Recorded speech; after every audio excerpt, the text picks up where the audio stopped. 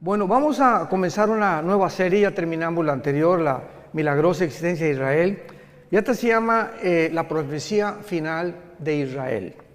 La profecía final de Israel. ¿Y a qué me refiero? A las profecías de las 70 semanas de Daniel. Abran sus Biblias, Daniel capítulo 9, 24 en adelante. Es muy importante, estando en Israel, que ustedes adquieran un mayor conocimiento, porque desde el Bereshit, apúntalo, Génesis es Bereshit, Bereshit con B grande en el hebreo, hasta el Apocalipsis. Ya el Apocalipsis pues ya está en griego, pero desde el Génesis hasta el Apocalipsis está Israel. Comienza Israel, ¿verdad?, cuando Dios llama a Abraham, y termina el Apocalipsis con 280 citas del Antiguo Testamento.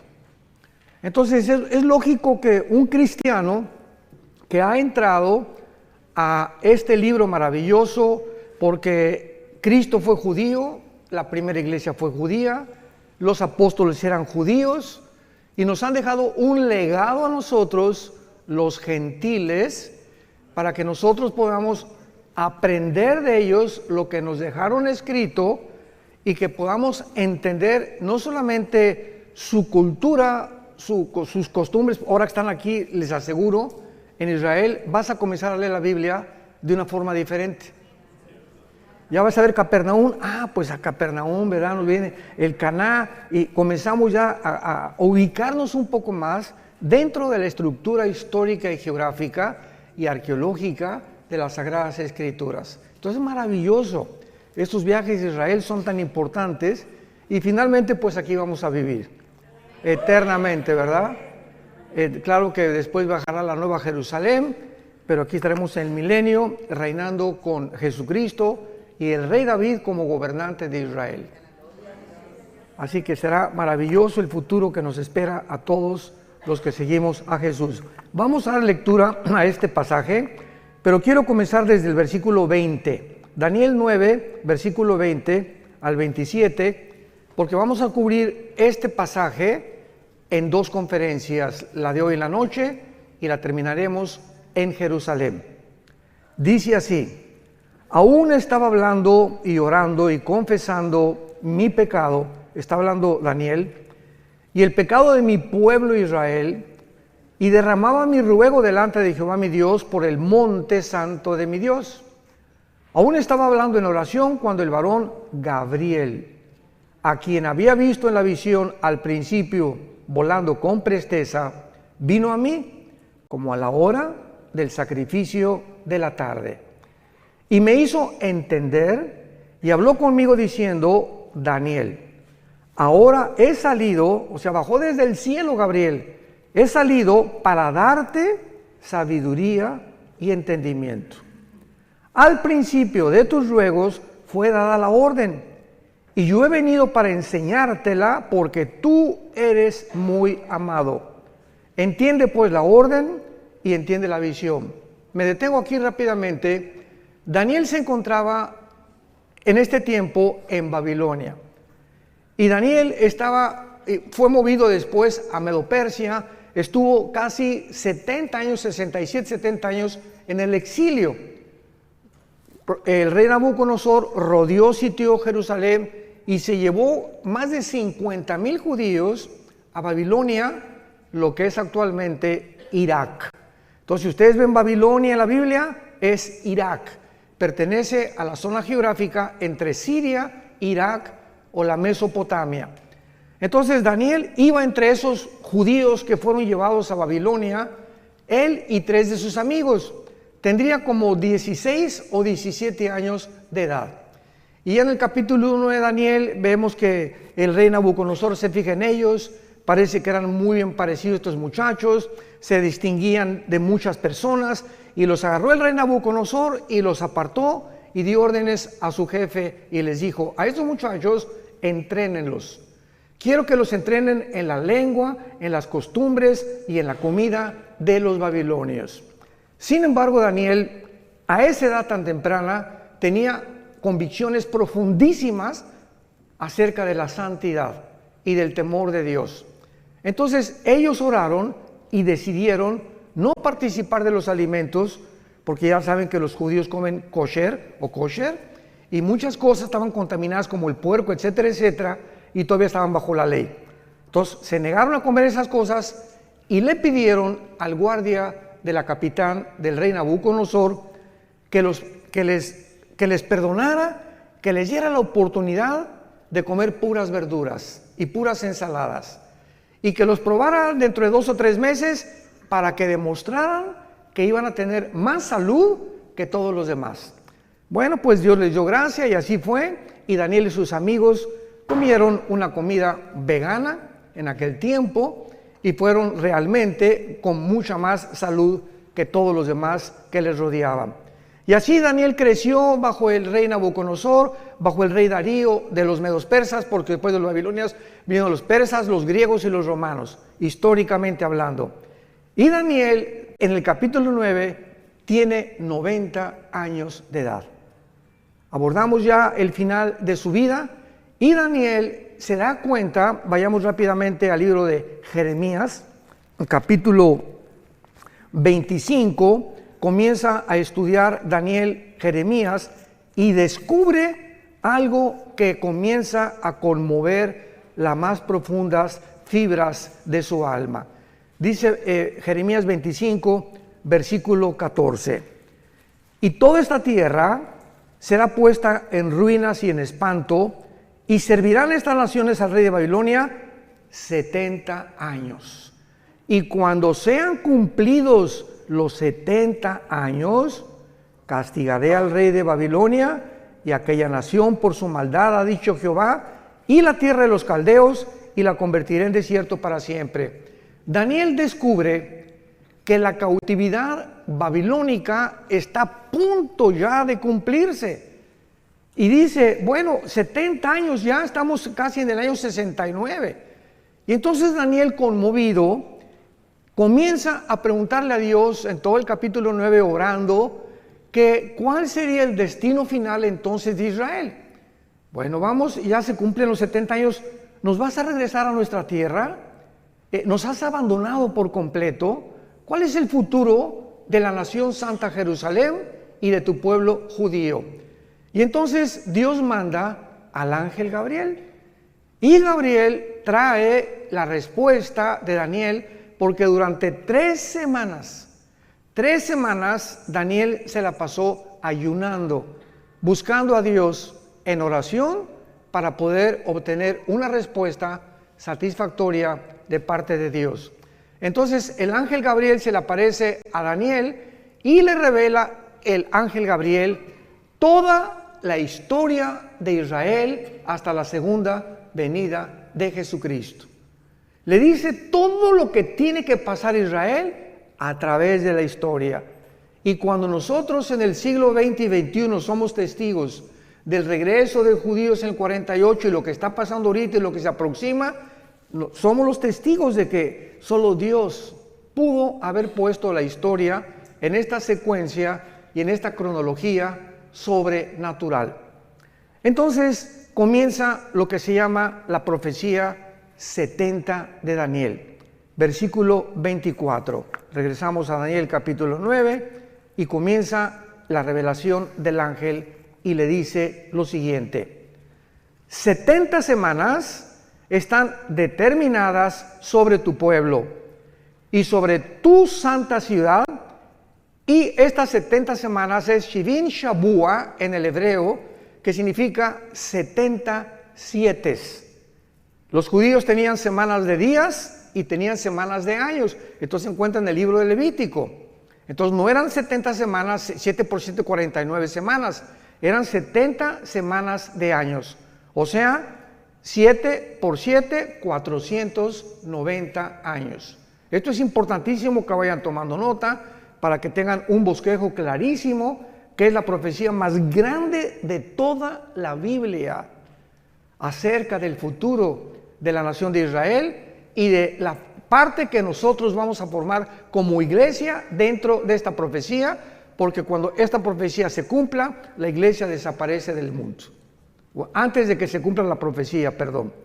Entonces, 490 años están determinadas no sobre la iglesia, sobre tu pueblo y sobre Jerusalén. De aquí en adelante, Daniel, cuando oigas la orden, lo vamos a ver más adelante, de restaurar las murallas de Jerusalén hasta el Mesías, increíble que matemáticamente la Biblia haya profetizado el día exacto de la primera venida de Jesucristo. Desde que se ordene la restauración de las murallas de Jerusalén hasta el Mesías habrá 483 años. Entonces, ¿cuántos años faltan? 7 para los 490, que son los 7 años de la tribulación, como lo vamos a ver. Por eso cuando estudiamos la Biblia y ¿cuándo vendrá Cristo? Antes de la tribulación, o pasará la iglesia la tribulación, es ignorar la profecía 70 de Daniel. Entonces hay cantidad de gente que se atreve a predicar barbaridades sin tener las bases claras de las profecías bíblicas. 70 semanas están determinadas sobre los judíos y sobre Jerusalén. Número 1, veamos las 6 cosas que se tienen que cumplir. Número 1, para terminar la prevaricación. 2, poner fin al pecado. 3, expiar la iniquidad. 4, traer la justicia perdurable. 5, sellar la visión y la profecía. Y 6, y ungir al Santo de los Santos.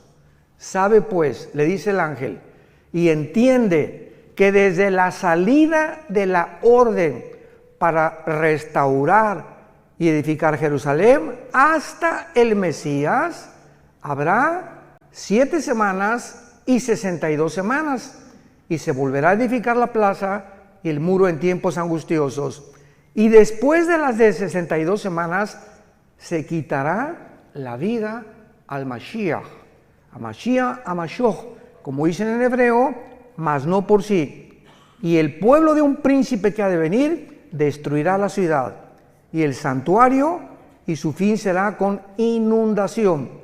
Hasta el fin de la guerra durarán las devastaciones. Y por otra semana, o sea, por 7 años, que una semana tiene 7 años, confirmará el pacto con muchos. A la mitad de la semana hará cesar el sacrificio y la ofrenda. Después, con la muchedumbre de las abominaciones, vendrá el desolador, que es el anticristo. Lo vamos a ver todo esto, hasta que venga la consumación y lo que está determinado se derrame sobre el desolador. Así pues, esta profecía que se conoce como la profecía de las 70 semanas de Daniel es revelada al profeta Daniel para que él pueda conocer claramente qué es lo que Dios tiene destinado para esta nación de Israel. Y esta es la razón por la cual nosotros como cristianos sabemos que después de la guerra del 48 que regresaron ellos, para que esto se cumpliera, Israel tenía que regresar. Si no hubiera regresado Israel en el 48, ninguna profecía de los últimos tiempos, todas relacionadas con la nación de Israel, no se hubieran podido cumplir. Entonces, el hecho que hayan regresado el 14 de mayo del 48 y esta nación se haya convertido en un estado libre, independiente y soberano en un día, el fenómeno ya lo vimos, más grande de la historia, ninguna nación en un día se ha conformado, nos habla que comienza el reloj, la cuenta regresiva de Dios. Ya más adelante veamos que Cristo profetiza, ¿verdad?, la señal de la higuera, que cuando la higuera reverdezca, que es Israel, no pasará una generación sin que esto o estas profecías se cumplan. Muy bien, ahora veamos los detalles punto por punto de esta profecía. 6 cosas le menciona el ángel Gabriel para que se cumplan los 490 años. Número 1, terminar la transgresión. Hay un grupo, quiero explicar esto, hay un grupo de cristianos, hermanos nuestros, y pues hay algunas perspectivas diferentes en muchos pasajes de la Biblia, no esenciales ni relacionados con la salvación. Por ejemplo, Dentro del cristianismo hay cristianos que creen que se pierde la salvación. Y si tú crees que se pierde la salvación y yo no creo que se pierda la salvación, es una doctrina no esencial, aunque va a detener el desarrollo de tu comprensión de muchas cosas, pero nos vamos a ver en el cielo. Finalmente, ¿no? Hay cristianos que creen que todos tienen que hablar en lenguas y otros que no, que el don de lenguas es para ciertas personas. Y si tú sigues creyendo eso, digo, vuelvo a repetirte, ¿no? Vas a tener que algún día recuperar la razón y entender que no es así, porque es clarísima 1 Corintios 12, que Dios reparte en particular como Él quiere, ¿no? Pero nos vamos a ver en el cielo también, de todas maneras. Entonces, hay cristianos que creen que esta profecía ya se cumplió y que dicen, bueno, pero ¿cómo es posible que cuando Cristo muere en la cruz no se haya cumplido la expiación de la iniquidad, la transgresión de Israel, poner fin al pecado, etcétera, etcétera? Porque esto tiene que haberse cumplido cuando Cristo se cumplió para gentiles y judíos. ¿Cuál es el problema o cuál es la razón por la cual hay una parte del cristianismo que interpreta de esta manera esta profecía? Es muy fácil la respuesta. Se llaman o cristianos reformados o dispensacionalistas.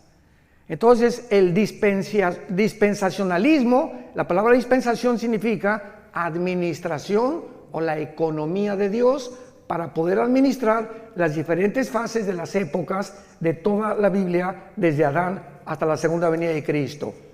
Entonces, estos hermanos enseñan claramente de que Israel ya pasó, que ya Dios no tiene nada que ver con Israel, que llegó a la iglesia y la iglesia tomó el lugar de Israel, y que la iglesia va a reinar y va a vencer el mal antes de que Cristo venga, y que va a haber una gran Argentina para Cristo. No sé cuándo han oído eso. México para Cristo, España para Cristo. La Biblia no habla de ningún avivamiento mundial antes que venga Cristo. Los avivamientos que va a haber antes que venga Cristo, el arrebatamiento, van a ser como el de Asbury. Hace poco vieron ustedes en Kentucky, ¿no? Que una iglesia comenzaron los muchachos sin ninguna expectativa de nada, comenzaron a cantar la guitarra y comenzó un espíritu, cayeron al suelo los muchachos, llore y llore, no hubo manifestaciones de nada, ni locuras de nada, y las muchachas y comenzaron a arrepentirse y a pedirle perdón a Dios por los pecados, y duró como casi un mes, y la gente del mundo estaba absorta, asombrada de que miles de muchachos estaban pidiéndole a Dios y consagrándose a Cristo sin ningún mensaje de exhortación de ningún pastor. Fue una obra completamente del Espíritu Santo. Ese es un avivamiento. Entonces, así como sucedió ahí, va a suceder en pequeñas iglesias en el mundo. Hay un remanente en todas las iglesias, hay un remanente de verdaderos cristianos santos y que siguen a Jesucristo. Así como en todas las iglesias del mundo entero, casi la mayoría de los que asisten no son cristianos, personas que nunca se han arrepentido de sus pecados, pero van a la iglesia y diezman y hacen esto y el otro, y vuelvo a repetir, de lunes a viernes viven como el anticristo. Jamás sin tener fruto, siguen con su amante, siguen con la fornicación, siguen con esto, siguen con por aquí, por allá, y se dicen cristianos. Pero esto está escrito, que la maldad tenía que crecer dentro de la iglesia, iba a leudar la vida de muchos cristianos, que iban a ser arrastrados por el mundo, y cuando venga Cristo se quedarán en el arrebatamiento, y ahí descubrirán que nunca realmente siguieron a Jesús. Muy bien.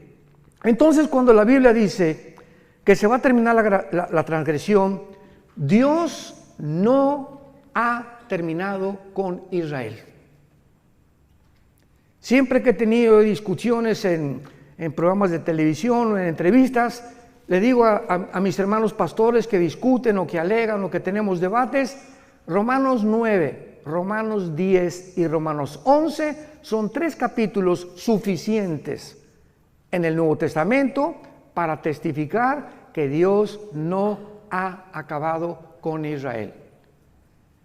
Cristo rechazó a Israel y están en la banca. Y estamos en el partido, la iglesia, ahorita estamos ahí en el Estadio Azteca jugando. Pero va a tocar el silbatazo el árbitro y vamos a salir todos los que participamos en el juego y la banca va a entrar al partido final, que es Israel en la tribulación.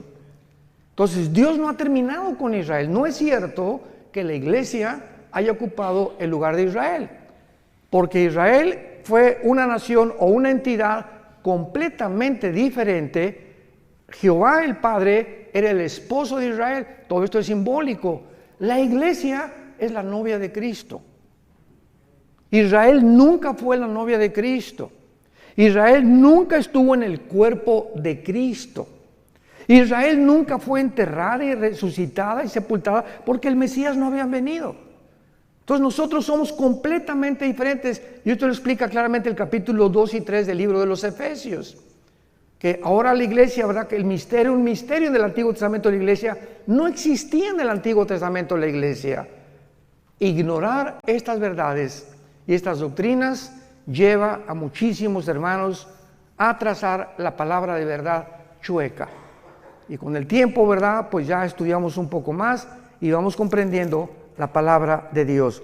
Entonces, por ejemplo, dice en Zacarías, veamos estas verdades acerca de la conversión final de Israel. Entonces, la muerte de Cristo quita las transgresiones de nosotros, pero Israel le rechazó como Mesías. Y de Cristo en nuestros días, todos los judíos que aceptan al Mesías forman parte de nosotros, forman parte de la iglesia. Se les llama judíos mesiánicos. ¿Se acuerdan de la barca, el que comenzó a cantar? Era judío y no le dio vergüenza, gloria a Dios, y enfrente de todos yo soy judío mesiánico, creo que Jesús es el Mesías. Y como él se calcula que hay actualmente 185,000 judíos de papá y de mamá, que creen que Jesucristo es el Mesías. Pero finalmente, o sea, es un remanente, pero esos judíos que se llaman mesiánicos forman parte de la iglesia, porque ahora en la iglesia no hay judío, ni griego, ni gentil, ni español, ahora somos todos el mismo cuerpo de Cristo. Ya no hay acepción de personas. En el Antiguo Testamento solamente los judíos, en el Nuevo Testamento de todas las nacionalidades del mundo. Pero Dios no ha terminado con Israel. Y vemos en Zacarías 12 de qué forma la Biblia nos muestra claramente que en la segunda venida de Cristo se van a arrepentir. Dice así, Zacarías 12, 10 y 11. Y derramaré, está hablando de todo este pasaje, Zacarías 12, 13 y 14, habla de la segunda venida y del Armagedón y del tiempo del milenio. Derramaré sobre la casa de Israel, dice la Biblia, espíritu de gracia y de oración sobre la casa de David, sobre la casa de David y sobre los moradores de Catepec, dice. No, ¿verdad? Ni de Toluca. Sobre los moradores de Jerusalén, espíritu de gracia y oración, y mirarán a mí, a quien traspasaron, y librarán y llorarán como llora por hijo unigénito, afligiéndose por él como quien se aflige por el primogénito. Esto no ha sucedido por el amor de Dios. Y luego si lees Apocalipsis 1, 7 y 8, y mirarán al que traspasaron y llorarán, se vuelve a repetir el apóstol Juan, lo que dice 600 años el apóstol, el profeta Daniel, que cuando Cristo venga, ¿con qué él era el Mesías? Y imagínense nada más la frustración que tendrán, que le negaron, se fueron en contra de él, persiguieron a sus hermanos, nos persiguieron a nosotros, y se encuentran con Jesucristo, es el Mesías. Porque ahorita los judíos ortodoxos, ustedes ven los de negro, que traen como caireles así, con sombrero, todos de negro vestidos, ¿verdad? Caminan así. No pelan a nadie, no se voltean a nadie, o sea, son los fariseos, los shavarim del siglo XXI. Así eran los fariseos en el siglo de Cristo, orgullosos, y esto y el otro, y por aquí, por allá, y no tenían empatía por nadie. Una mujer ahí llorando, no le hacían caso, te acercabas a ellos y te miraban así. No han cambiado absolutamente nada. Y ahora que vayamos a Jerusalén, cuando vayamos al muro, vamos a ir al muro de los lamentos, van a verlos a todos ellos, ¿no? Una religiosidad, pero tremenda. Dicen los jóvenes, cañón. Entonces, ahorita Israel tiene dos espíritus. El espíritu de una religiosidad asfixiante y un libertinaje sexual como jamás había existido. Tel Aviv, capital de los gays del mundo entero. Estaba en Madrid el año pasado, ya se cambió a Tel Aviv. Y bíblicamente va a ser la última capital de ellos, porque Apocalipsis 11 habla y dice, Jerusalén será como Sodoma y Gomorra.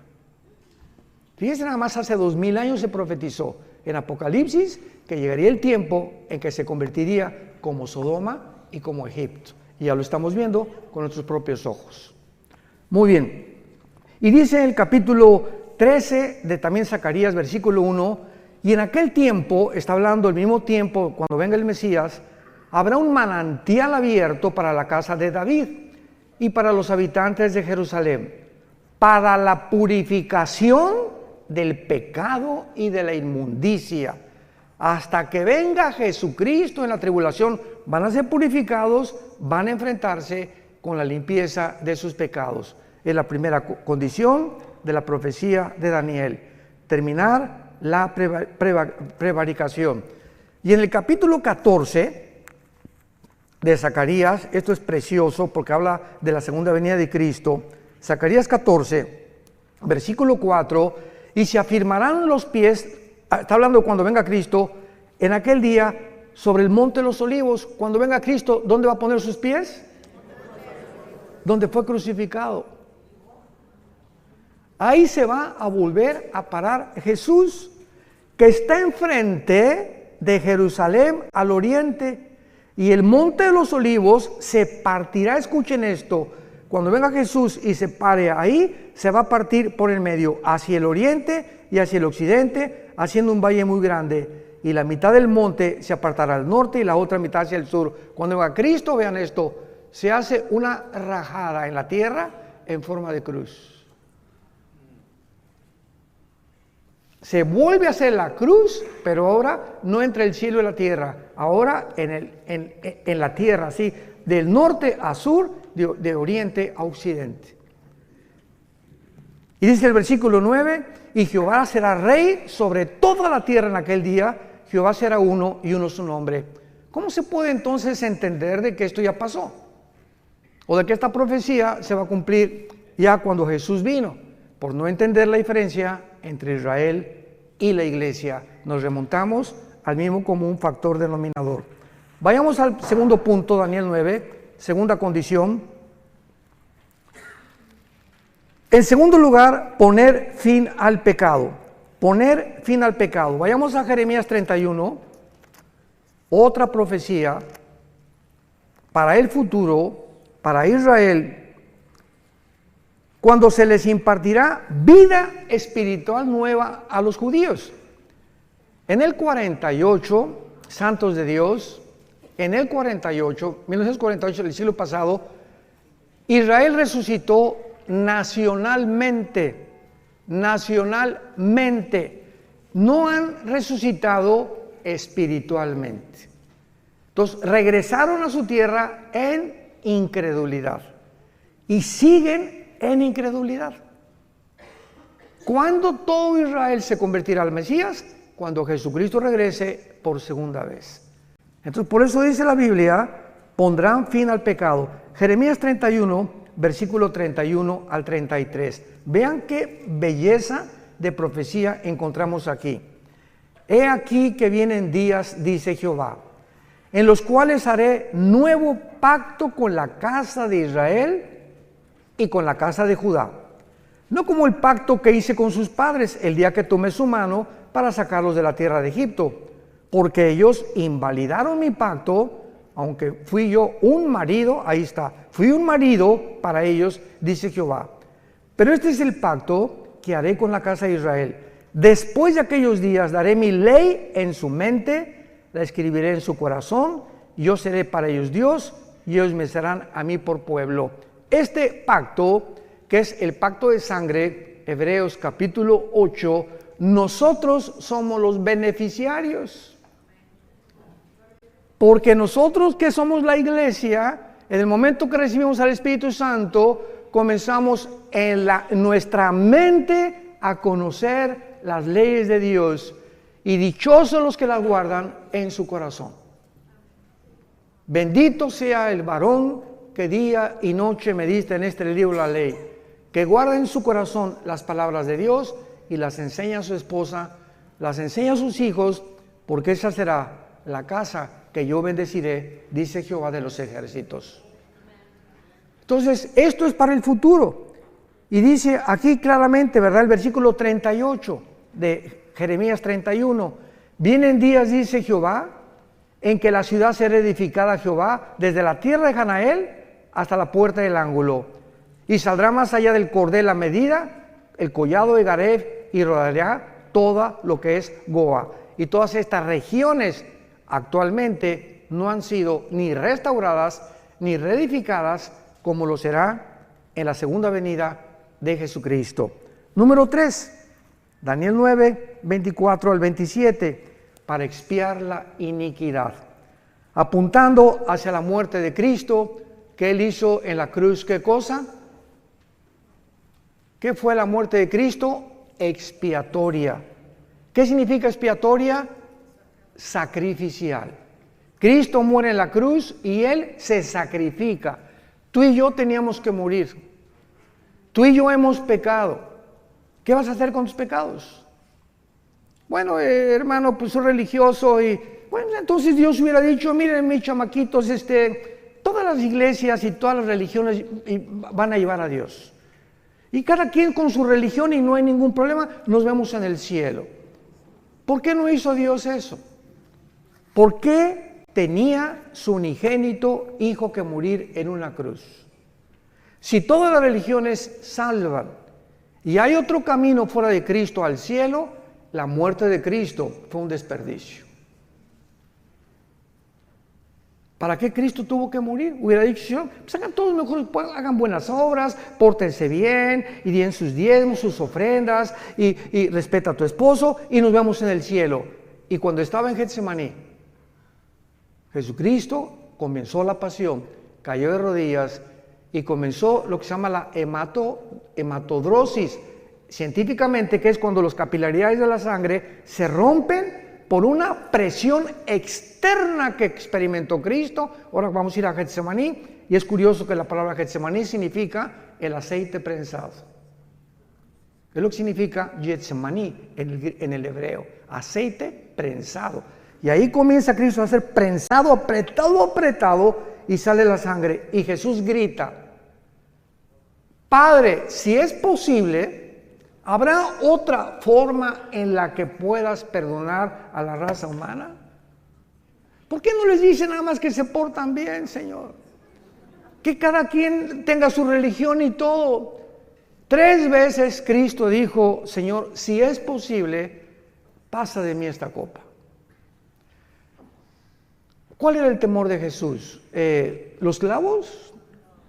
¿El látigo de 7 colas de los romanos que se enrollaba en el cuerpo de la víctima, le daba como 4 o 5 vueltas y tenían puntas de hueso y de hierro, las puntas de los látigos romanos, y cuando el soldado jalaba el látigo, desgajaba todos los tejidos subcutáneos de la espalda y del pecho.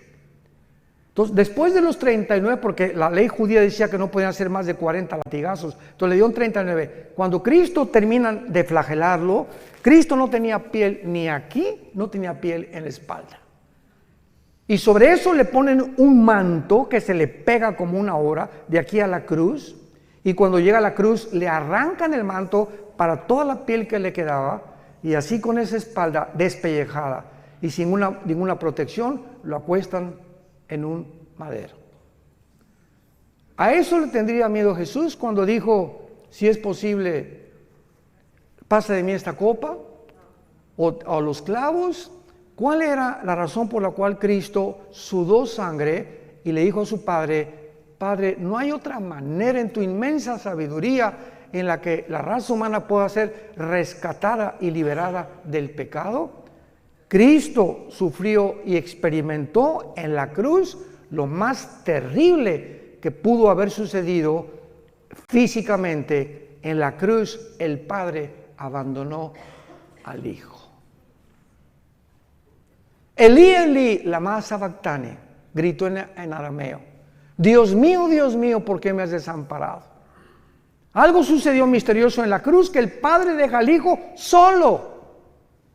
Nunca en toda la eternidad había sucedido esto, que el Padre se separara de su Hijo. Y el Hijo en ese momento, cuando nuestros pecados, tus pecados y mis pecados, fueron puestos en el cuerpo de Cristo, el Padre no podía estar en Él, no podía siquiera estar junto a Él. Y ahí lo dejó que llevara los pecados y que muriera en la cruz completamente abandonado. Sin embargo, ¿saben por qué lo hizo? Al Hijo no lo perdonó para perdonarnos a nosotros. Lo que Él pagó y lo que nosotros merecíamos, lo puso sobre su Hijo. Y a nosotros sí nos perdonó. Y estará con nosotros para siempre, porque de tal manera. ¿Ya entiendes ahora el versículo Juan 3:16? Porque de tal manera. No hay otras palabras del Espíritu Santo, de tal manera. No se puede pronunciar lo que sucedió. De tal manera nos amó Dios. Tan grande, no hay palabras para escribir, que Dios amó al mundo, que nos dio a su Hijo unigénito. Para que cualquiera de ustedes que crea en Él no se pierda, mas tenga la vida eterna. Y Dios muestra su amor para con nosotros en que siendo pecadores, o sea, ahí está el chanclas y el pitirijas, cuijas, borracho, un homosexual, una lesbiana, borracho, parrandero y jugador. Y vean ustedes, esta es la cruz. Y aquí está el pitirijas y el chanclas, ¿verdad? ¿Y cuál es el pensamiento de nosotros? Es que la adúltera, aquí está la mujer adúltera, el hombre adúltero, el hombre misógino, llámale como quieras al ser humano. Y el ser humano piensa que antes de acercarse a Dios, tenemos que dejar de ser borrachos, tengo que dejar de ser adúltero, tengo que dejar de ser alcohol. Tenemos que dejar de pecar y entonces venimos a Dios y nos acepta. Y la Biblia dice, ven cómo estás. ¿Eres homosexual? ¿Eres borracho? ¿Eres un adúltero? ¿Tienes 3 amantes? ¿Has hecho 8 abortos? ¿El pitirijas cuántas muertes? Señor, he matado a 30 personas. Así como estás con toda la mugre y los pecados que tengas, ven a la cruz y cree lo que hice yo por ti. Y cuando yo entre a tu vida, te limpio de todo y todo tu pasado es borrado completamente. Y te daré el poder ahí mismo en la cruz para que comiences una vida nueva.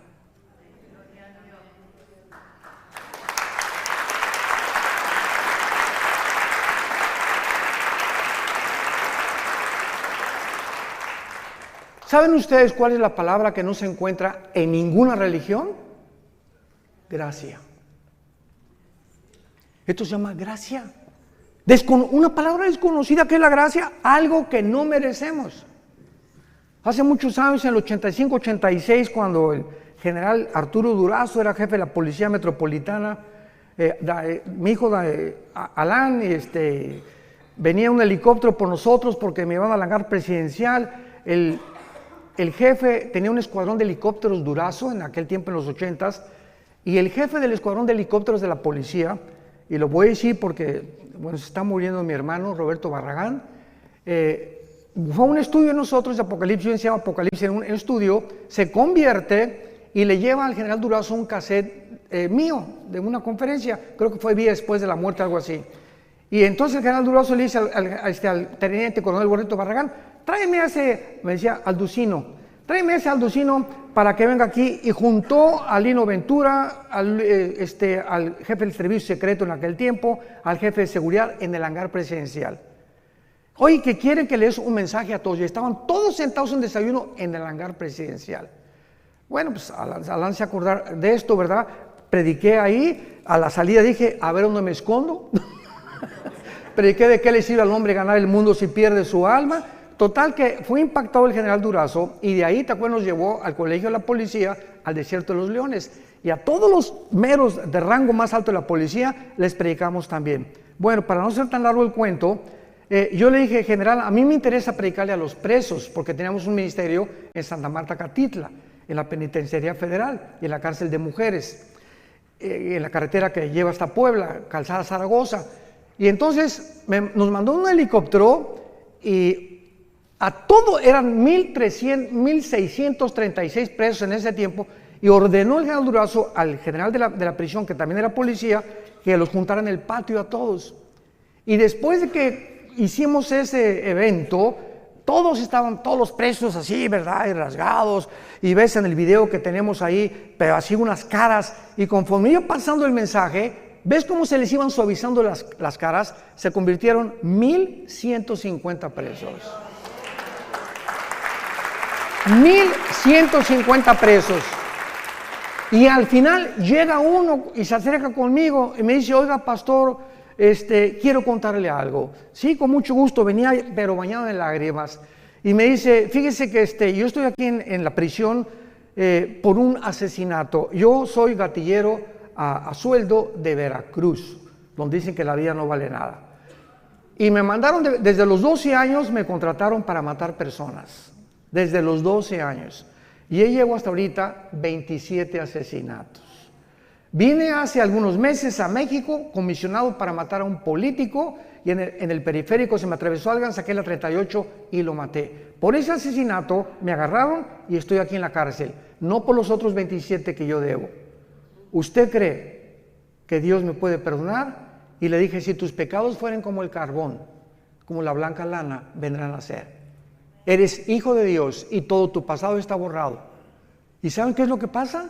Que los fariseos dicen, ay sí, qué fácil. No, pues sabes una cosa, contéstale, no fue así de fácil. Al Hijo de Dios le costó su vida en una cruz.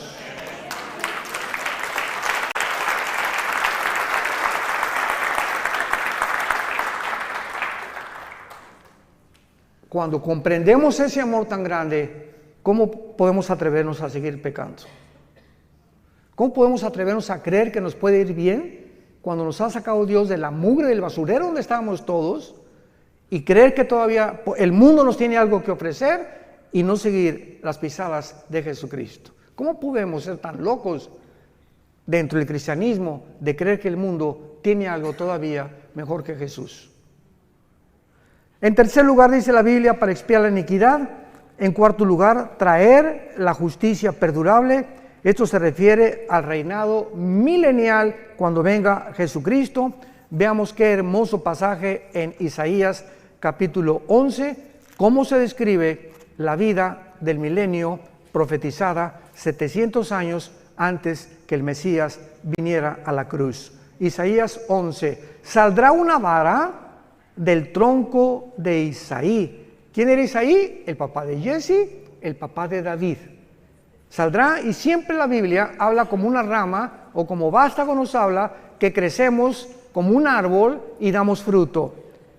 Y un vástago retoñará de sus raíces y reposará sobre él. Está hablando de Jesús, el Espíritu de Jehová. 1, 2, Espíritu de sabiduría, inteligencia, consejo, poder, conocimiento y temor de Jehová. Son las 7 manifestaciones del Espíritu Santo. Y la única persona que ha tenido estas 7 manifestaciones ha sido Jesucristo. Por allá tú tienes una, el otro tiene 2, el otro tiene 3, etcétera, etcétera. Pero sobre él estaba toda la deidad de Dios. Jesucristo era 100% hombre y 100% divino. Así que en él reposaba todo completamente, no le hacía falta nada. ¿Cómo le iba a hacer falta algo si él mismo era Dios? Y luego dice en el versículo 6, morará el lobo con el cordero, el leopardo con el cabrito se acostará, el becerro y el león y la bestia doméstica andarán juntos, y un niño los pastoreará. La vaca y la osa pasarán, sus crías se echarán juntas, y el león como el buey comerá paja, y el niño de pecho jugará sobre la cueva del áspid, y el recién destetado extenderá su mano sobre la caverna de la víbora. No harán mal ni dañarán en todo mi santo monte, porque la tierra será llena del conocimiento de Jehová, como las aguas cubren el mar. ¿Cuándo será esto? Cuando regrese Jesucristo y reinemos con Él 1000 años en este mundo. Verán las serpientes jugando con los niños recién nacidos, el león jugando con un corderito, una osa con una vaca no se la va a comer porque se perderá la ferocidad.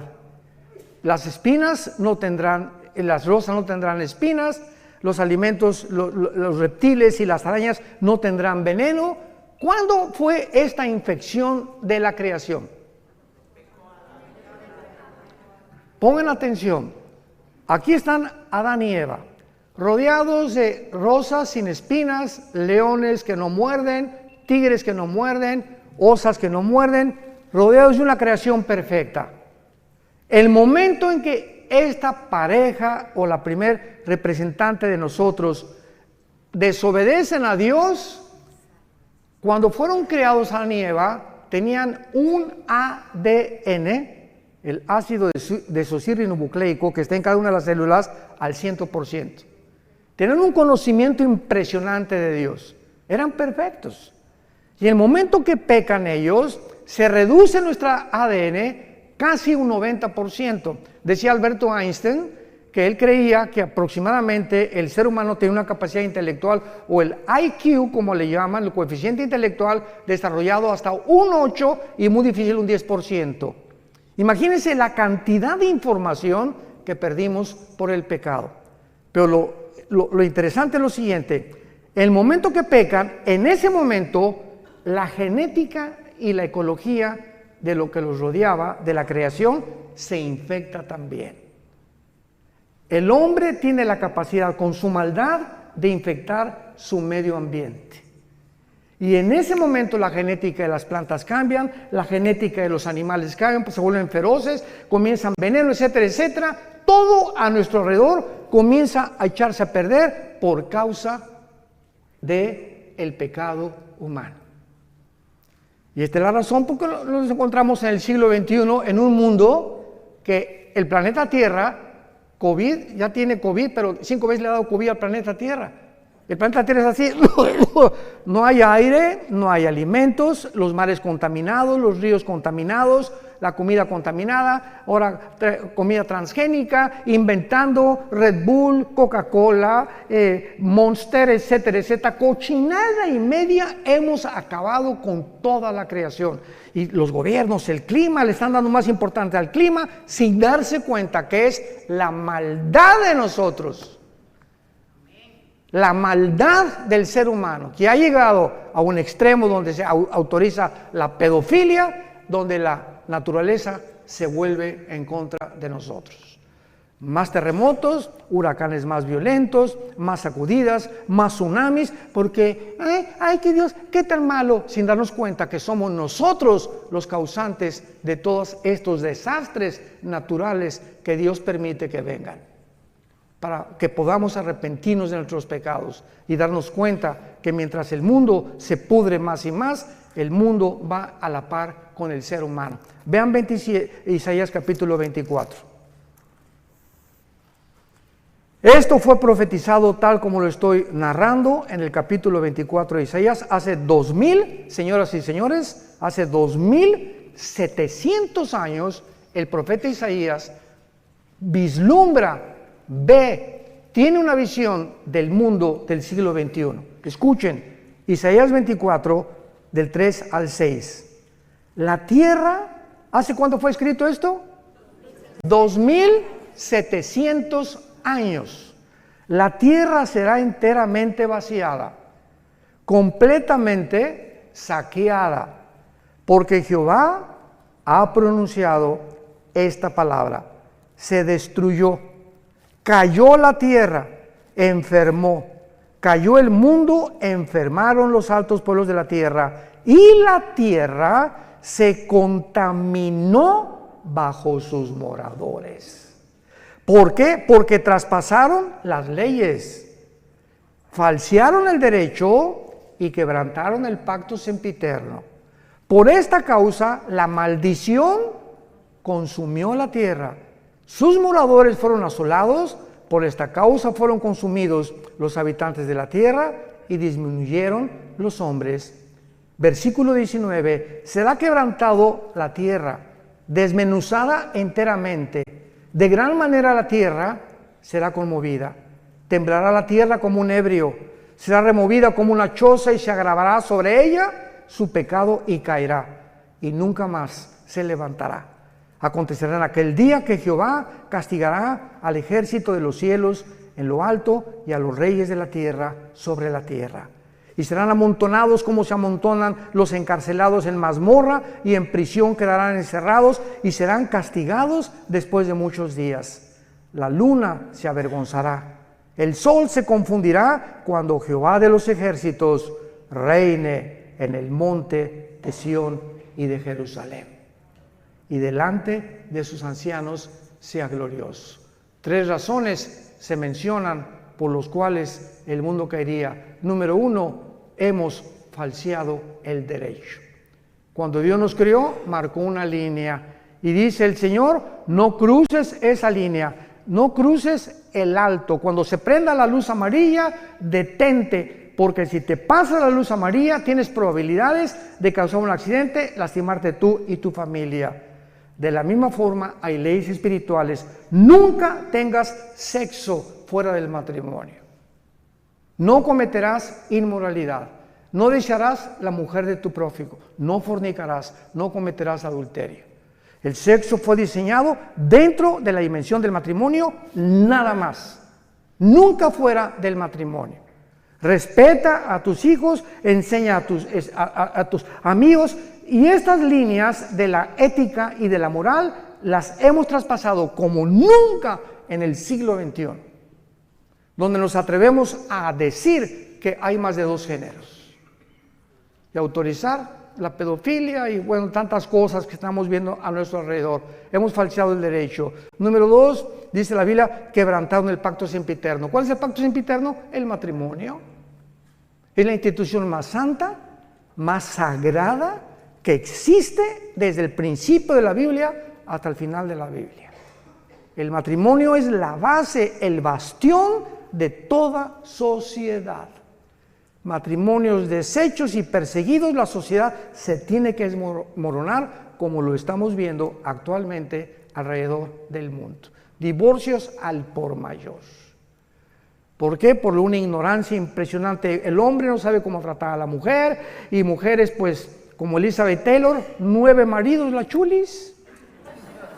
La mujer más bonita del siglo XX, 9 maridos. ¿Por qué? Porque pues Pepe no me gustó, Jorge no me cumplió el carro que yo quería, y Calandrio tampoco me hizo esto, y el otro no me hace los huevos como lo hacía mi mamá, y busque en los hombres la felicidad. Ahí está la mujer samaritana, 5 maridos, ¿se acuerdan? Llevaba 5 maridos la pobrecita, buscando y creyendo que un hombre u otro mejor matrimonio, otra mujer, te va a hacer feliz. ¡Qué cosa tan tonta del ser humano! Se calculan los psicólogos que el segundo matrimonio es peor y el tercero es peor todavía cuando hay adulterio y cuando lo hiciste por adulterio. ¿Cómo te puede ir bien en la vida de esa manera? Y creyendo siempre, no, esta mujer no, hay otra mejor, y esta está más guapo, y esta más bonita, y esta está 20 años más chica que yo, y me voy con las chamaquitas, etcétera, etcétera. Esa es la mente sin freno, las pasiones desenfrenadas del ser humano que lo llevan a estrellarse contra la pared. Y hombres que pierden su esposa, pierden sus hijos, su trabajo, la vergüenza, simplemente por media hora de placer. Y por muchachas que creen con la cara del lobo y cocodrilo que tienes, que porque estás, ¿verdad? Como dicen en mi tierra, viejos rabo verdes. Y finalmente se encuentran con el juicio final de Dios por haber violado el pacto sempiterno de Dios. No sé, se nos acabó el tiempo. Vamos a continuar con esto en Jerusalén. Pero es importante que nosotros podamos ver esta profecía aunada a lo que estamos viendo, para que entendamos que Dios no ha acabado con esta nación. Y ahora nos trae a nosotros, no se imaginan la cantidad de viajes que hay aquí a Israel desde hace muchos años, ¿verdad? Como a todos los guías y a todos los judíos que me he encontrado en estos días por acá, mi esposo y yo teníamos 10 años que no veníamos a Israel. En 2013 fue la última vez que venimos. Alán viene más seguido, pero nosotros teníamos 10 años que no veníamos. Siempre les digo a todos los judíos, ¿sabes una cosa? Que es increíble cómo Dios los ama. Ahorita Alán me presentó al gerente del restaurante, estamos platicando y me dice, ¿tú qué haces? Le digo, voy a enseñar en la noche el libro de Daniel, las profecías de Daniel, y voy a enseñar que Israel, que Dios no ha acabado con ustedes, y se quedó así, porque él también se llamaba Gabriel. Le dije, voy a hablar del ángel Gabriel, tu pariente, le dije.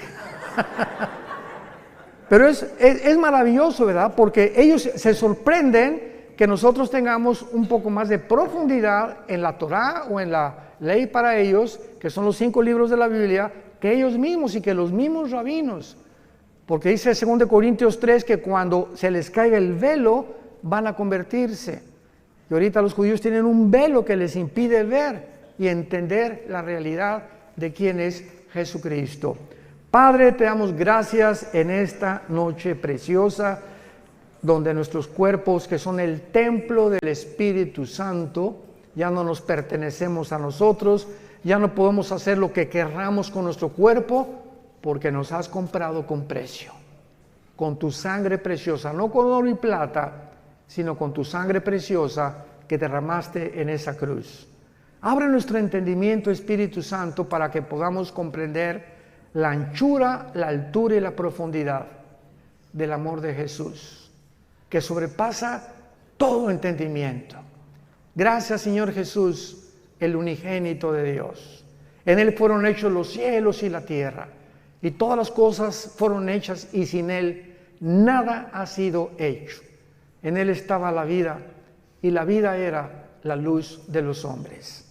Gracias, Jesús, porque tus apóstoles te palparon, vivieron contigo 3 años y medio, escucharon del verbo de vida, que tú eras la vida encarnada, que te hiciste hombre para poder vivir entre nosotros y voltear completamente la manera como vivimos a la manera que a tu Padre le agrada. Aprendan de mí, dijo Jesús, que soy manso y humilde de corazón, y hallaréis gracia y descanso para vuestras almas. Oramos en tu nombre precioso. Señor Jesús, te amamos con todo el corazón y mantendremos la pasión por la verdad hasta el último día de nuestra vida. Amén.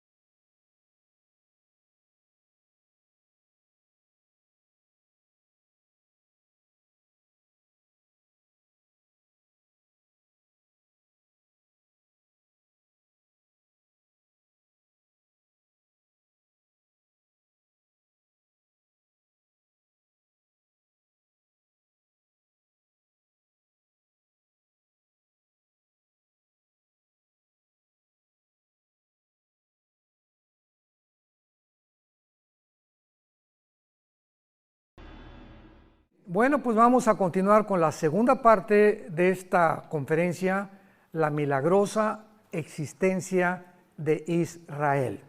Yisrael se dice en hebreo, Y-I-T, Yisrael. Cuando abordamos el tema o el tópico de Israel, es imprescindible, sobre todo ya que estamos aquí, entender por qué Dios escogió esta nación. Dios, en primer lugar, es un Dios de orden y es un Dios de diseño. Los cielos cuentan la gloria de Dios, vemos en el universo un diseño, ¿correcto?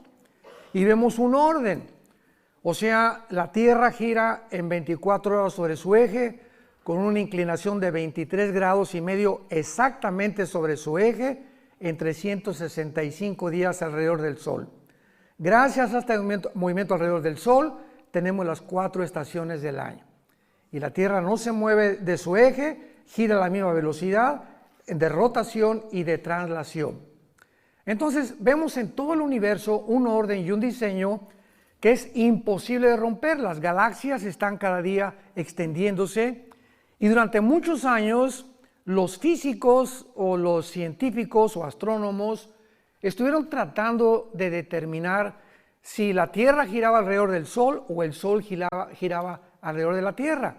Cuando Galileo Galilei en 1625 más o menos descubre con su telescopio que es la Tierra la que gira alrededor del Sol, el Vaticano lo condenó a muerte.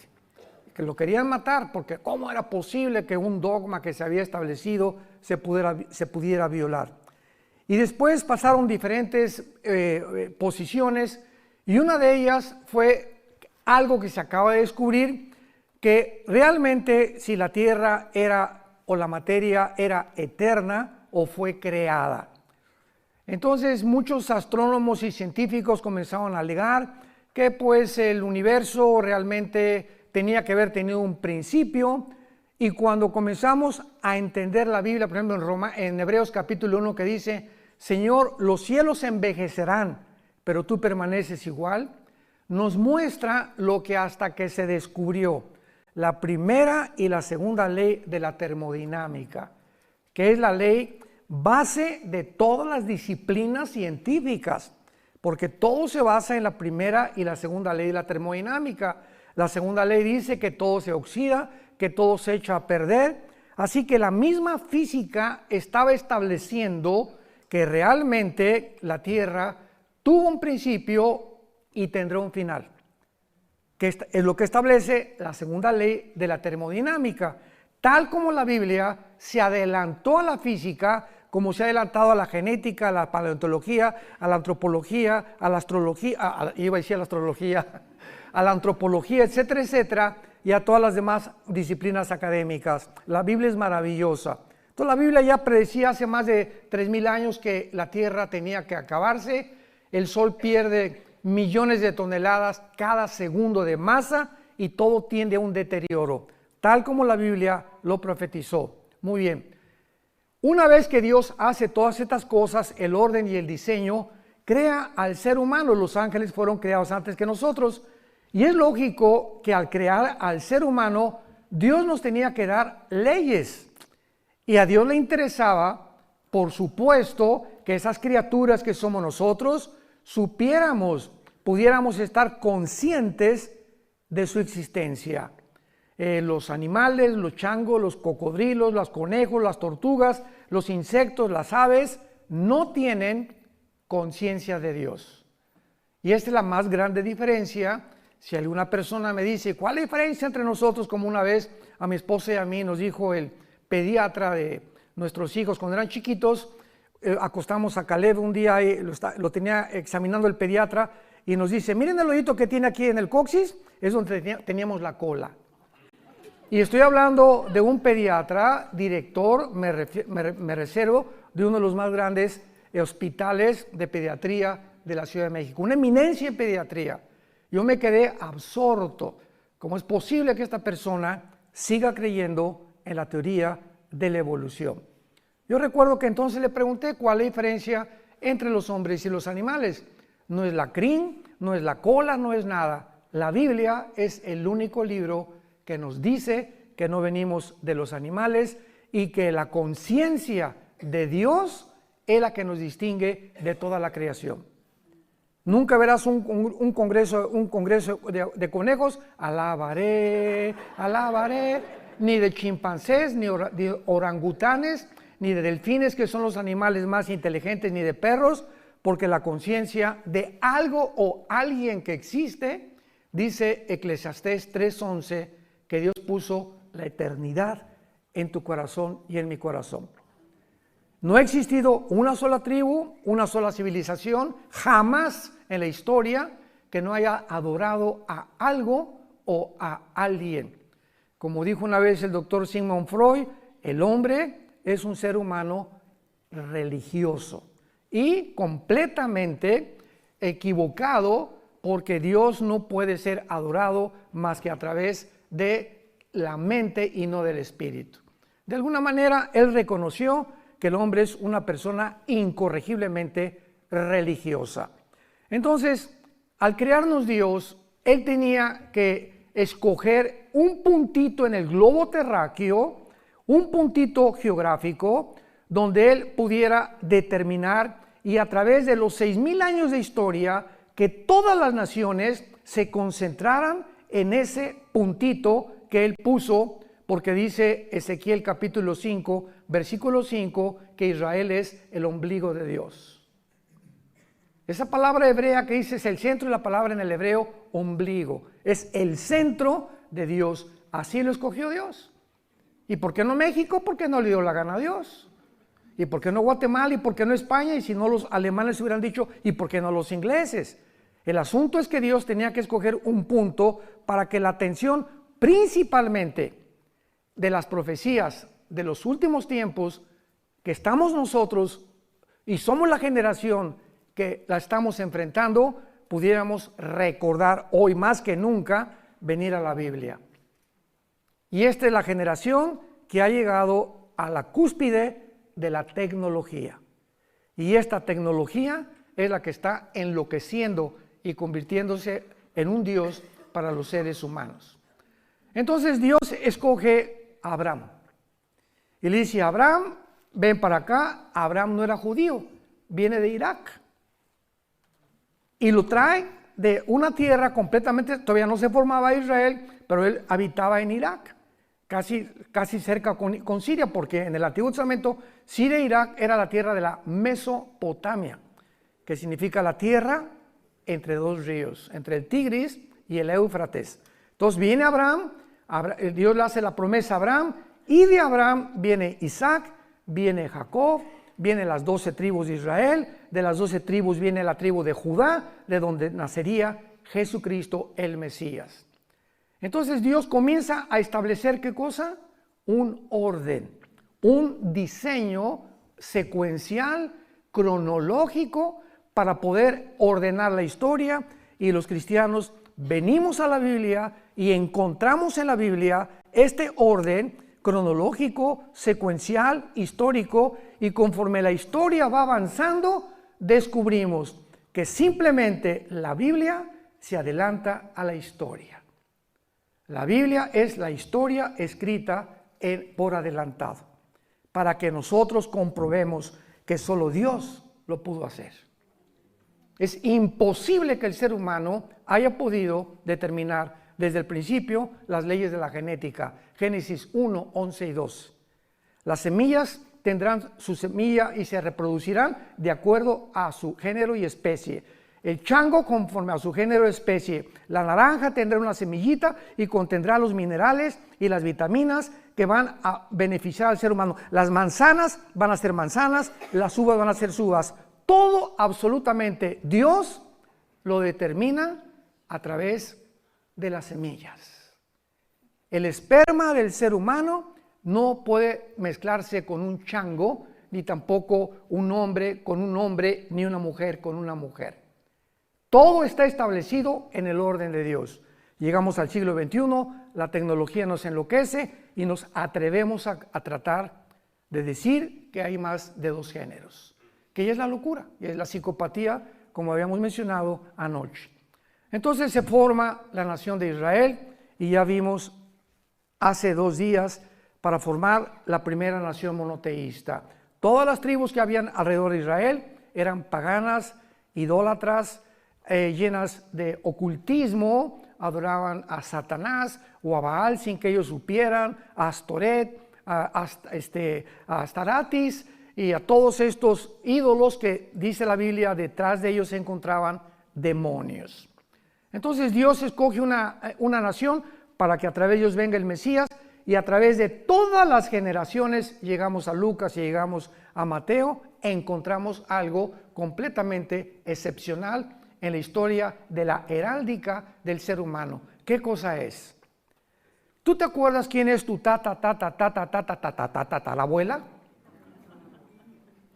Ahora saben lo que acaban de descubrir dentro de la genética, que genéticamente tú puedes decir, bueno, pues porque mi esposo y yo no hicimos un examen que mandamos salir o no sé qué cosa, y nos dijeron que teníamos mezcla de qué y de qué y qué nacionalidad. pero se está descubriendo que no puedes llegar a más de 5 o 6 generaciones, porque tal vez octava o décima generación tenías otra ascendencia completamente diferente, porque hasta antes de la séptima o octava generación, genéticamente es imposible ya deducir de dónde vienes tú, o sea, tu origen realmente. El único ser humano al que se le puede trazar su genealogía desde el principio de la creación es a Jesucristo. Que está la generación desde Abraham, para darnos cuenta en Lucas y en Mateo, hijo de tal, hijo de tal, hijo de tal, y termina María y termina siendo la madre del Mesías. Entonces, cuando Jesús apareciera, él tenía que tener credenciales y él tenía que demostrar al mundo que él era el Mesías. Y cualquier persona que quisiera investigar, historiador o geólogo o antropólogo, la historia y la ascendencia de Jesucristo, la podía encontrar. Es la única persona que se le puede trazar la genealogía desde Abraham. Y lo hizo Dios a propósito para que entendiéramos que a través de esa nación que es Israel, era el único pueblo monoteísta. Y por eso hizo que expulsaran a todos los cananeos, porque se mezcló la genética de los ángeles, quisieron pervertir la genética en el capítulo 6 del Génesis, produjeron una raza híbrida. Fue el primer intento de Satanás de mezclar el esperma con otro esperma, una semilla con otra semilla, prohibido por las leyes de la genética de Dios. Tú no puedes mezclar un caballo con una burra porque nace una mula y la mula es híbrida. Ya no se puede reproducir porque violó las leyes de la genética de Dios, que hasta 1954 se descubrieron. Hasta 1954. Por el doctor Crick y Watson, premios Nobel de Medicina. Muy bien. En segundo lugar, lo vimos también, pues Dios es el legislador de la moral.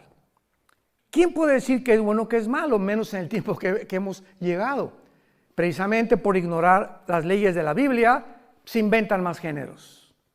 Y nada más hay 2 géneros. Y ya cerrando la Biblia, la biología nos dice que somos macho y hembra, varón y hembra, por el cromosoma Y y por el cromosoma 2X de las mujeres. Y el momento que el esperma de mi papá fertilizó el óvulo de mamá, en el momento de la fertilización, los 23 cromosomas de mi padre y los 23 cromosomas de mi madre forman un cigote de 46 cromosomas, y en ese momento de la fertilización somos hombre o mujer. Desde la fertilización está determinado el sexo que tú y yo íbamos a hacer. Esto es impresionante. Y ya esta información del cigote, ¿verdad? Ya dice, tú vas a ser hígado, tu páncreas, tu sistema nervioso, tu corazón, tu piel. Imaginémonos el mecanismo y la inteligencia que existe dentro de una célula. Y tenemos billones de células, todos los seres humanos, conteniendo una información inteligente. Si yo voy en la playa y me encuentro un papel que dice, Chencho, te quiero, te callites y no me recogites. Bueno, este papel no lo escribieron los caracoles, ni los delfines, ni los changos, porque hay una comunicación inteligente, llámale como le quieras llamar.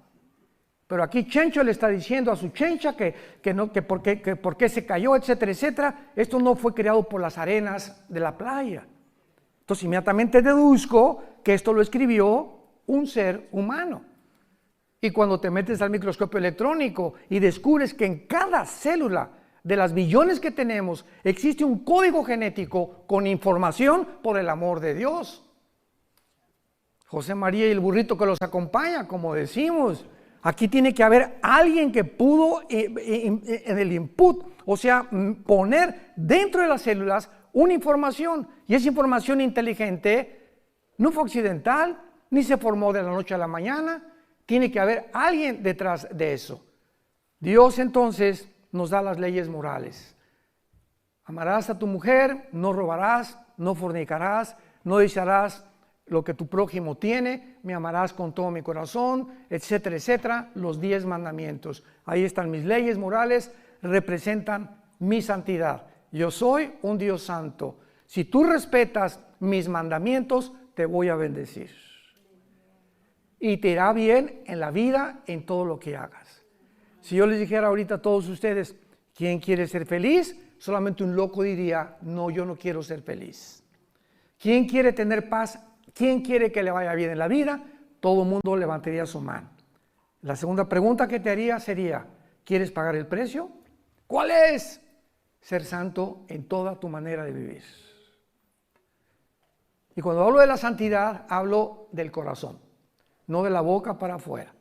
Porque Dios conoce las intenciones, lo que pensamos y los deseos que tenemos en el alma. Así que cuando nosotros comenzamos a entender qué es el temor de Dios es la conciencia que Dios las 24 horas del día me observa. Sus párpados ven, sus ojos examinan a los hijos de los hombres. Él sabe lo que tú estás pensando ahorita, con qué soñaste, con qué te levantaste, cuando vas en tu carro, todo absolutamente Dios toma nota. Y conforme pasan 3 semanas, Pancho Pantera, yo tenía un plan para él y quería que subiera al siguiente escalón de mi conocimiento. Pancho Pantera se va a tener que esperar 3 meses porque lo tengo que traer primero a hacerlo entender que que sigue en desobediencia, va a seguir retrasando su desarrollo espiritual y las bendiciones que tengo para él. El pueblo judío, ¿cuántos esperó? 40 años en el desierto. 40, porque no entendieron. Geométricamente, una línea recta es un punto que te llega a otro y continúa. Un círculo en la geometría es un punto que parte y regresa al mismo lugar. ¿Qué hicieron los judíos? 40 años en el desierto, círculos. Salían y regresaban y nunca avanzaron. Siempre regresaban a lo mismo y a lo mismo, pues se quedaron muertos en el desierto. Y dice 1 Corintios 10, estas cosas sucedieron para nosotros, para que aprendamos que Dios exige, demanda la santidad y que seamos entendidos de cuál sea su voluntad.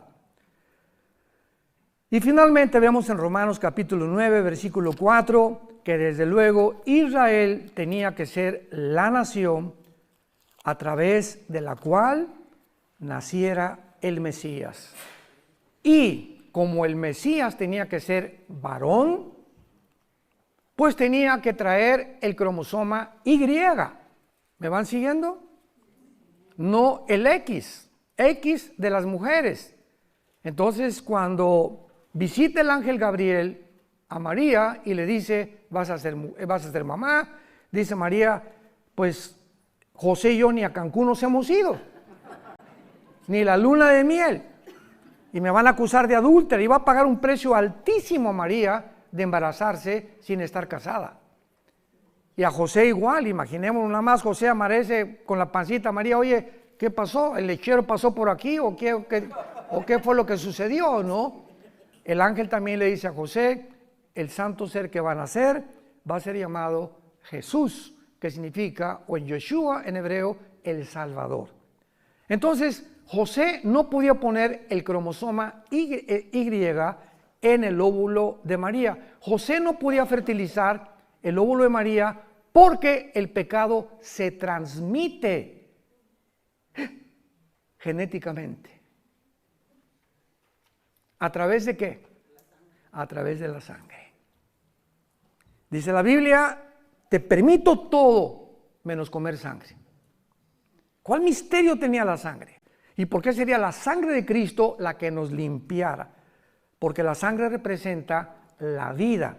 Levítico 11:17, cuando Jesús derramó su sangre, derramó su vida. Dice Levítico 11:17, porque la vida de la carne está en la sangre. Apunta a esto. La palabra vida en Levítico 11:17, si no me equivoco, es la palabra nepej, que se escribe nepesh en el hebreo, que es la traducción que se usa para designar el alma humana. El alma se encuentra en la sangre. El espíritu lo da Dios en el momento del nacimiento. Pero el alma se transmite de generación en generación. Si tú tuviste una abuela bruja hace cierta cantidad de años y se muere la abuela bruja de la familia Pancholín, para poner otro nombre que no vayan a asustarse, entonces el espíritu que estaba en el espíritu de tu abuela va a buscar hijos de tu abuela que tengan la tendencia del ocultismo y la brujería para perpetuar, se llaman espíritus familiares, para perpetuar la brujería en esa familia. Y en esa familia puede haber personas que comiencen a tener disque fenómenos telepáticos o presencias extrañas en su vida, o que lean las cartas, o como un judío hace algunos años que fue a México que doblaba a distancia cucharitas y hacía que se detuviera el reloj, supuestamente con poderes que no existen más que a través de demonios en la mente humana, haciéndonos creer que somos superhombres y que somos diferentes a los demás seres humanos. Entonces, cuando estudiamos profundamente la Biblia, podemos entender tantas cosas que suceden a nuestro alrededor.